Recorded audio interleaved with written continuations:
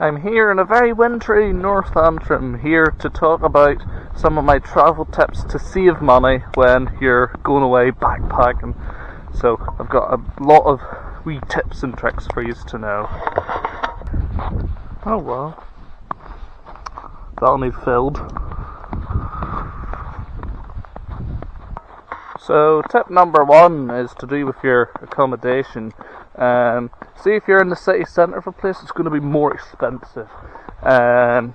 So if you're in a big city, there's a lot of public transport. You have metro systems. So if you want to stay out of the city centre, that's going to be a lot cheaper. For example, when I was in Paris, the accommodation was £40 a night to be somewhere outside the city centre in a wee place called, I think it was St Owen.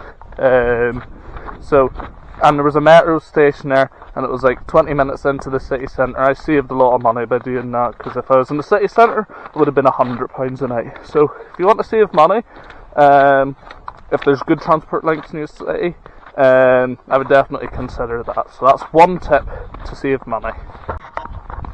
Oh, flip. I cannot skid for the life of me. Absolutely useless at it. There, sort of done it.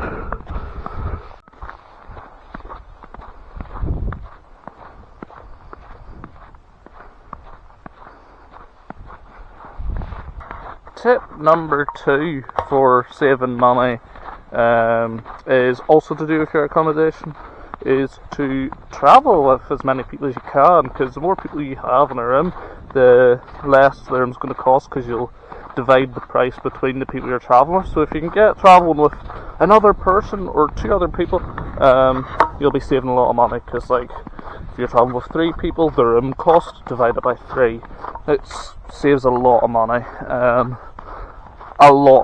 Honestly, because I found that when I was travelling in the Balkans with my two mates, you're able to get better quality rooms as well when you're travelling with more people, because we were able to get an entire house in Dubrovnik, Croatia, for a very decent price because of that.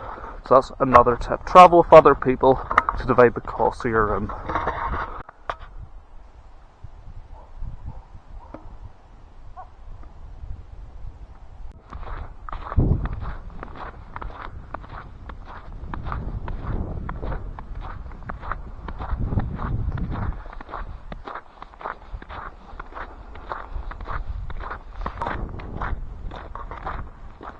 My third travel tip is to do with public transport. Use buses. Use as many buses as you can instead of using railways to get between cities, because they're usually half the price of a railway fare. And oftentimes, if you get a night bus, you also save an accommodation cost. For example, between Hamburg and Amsterdam, I did, I believe, an 8-hour bus. Started at 11 o'clock and then got there in the morning. So that meant I could sleep on the bus. You have to sleep. The thing is, if you're doing that, you got to know you can sleep in public transport for it to actually be cost efficient. Otherwise, you're going to be very tired. But I can sleep in the bus, is alright. So it was alright. So I saved a lot of money doing that, and yeah, I find the bus is comfortable. There's plenty of good bus companies you can use online, like Flixbus, and it was fantastic. You save a lot of money that way. You get point A to point B whilst also sleeping. It's killing two birds with one stone, as they say.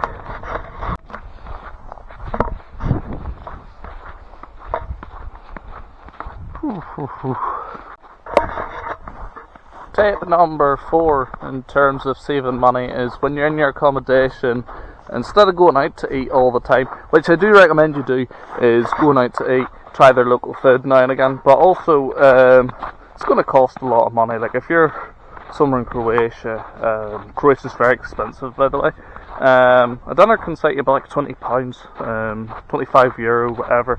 It's extortionate, very pricey. So if you want to save money, if your accommodation has a kitchen, use it. Make dinners. When I was over there, I cooked a nice fish pasta with cream sauce of sorts, and did bolognese as well.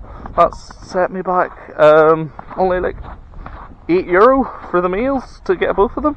So that saved me a lot of money doing something like that. So that's some advice there as well, that you can take on, because you save a lot of money doing that as well. So making your own meals, even making a packed lunch for when you're exploring as well, saves the hassle of finding a place to eat as well, because you just have your food in your pocket or whatever. It does the job.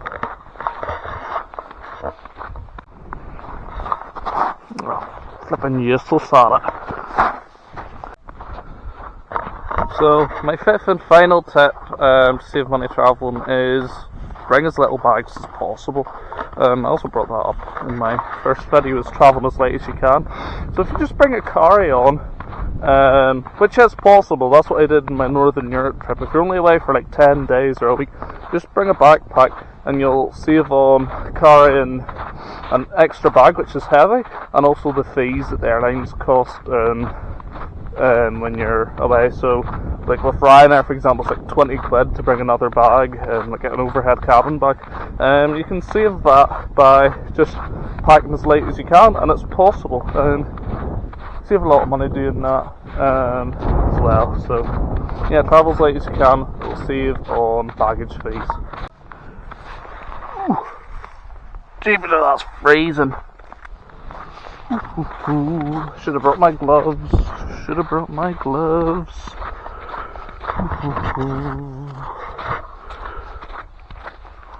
Wow!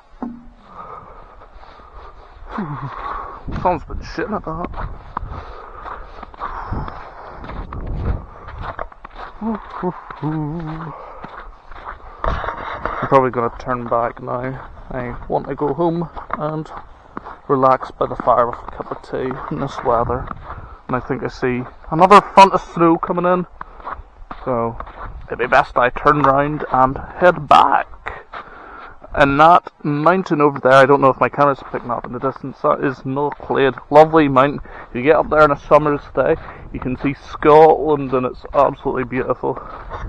And also the Republic, you can see Donegal as well, if you look westwards. Beautiful mountain, lovely hike. It's on your way to Ballycastle. As you can see behind me, the snow is creeping in very quickly. It's going to be snowing like mad by the time I get home. Wait and you see. I'm already feeling it. Already. It's pretty nice. Even still though, I'm going to be soaking from it. Starting to snow.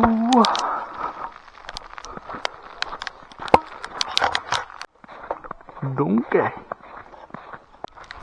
think I saw a touch of lightning, so it would be best to end the video. Hope you enjoyed it. If you enjoy my videos, I'm going travel next week, so keep an eye on my videos.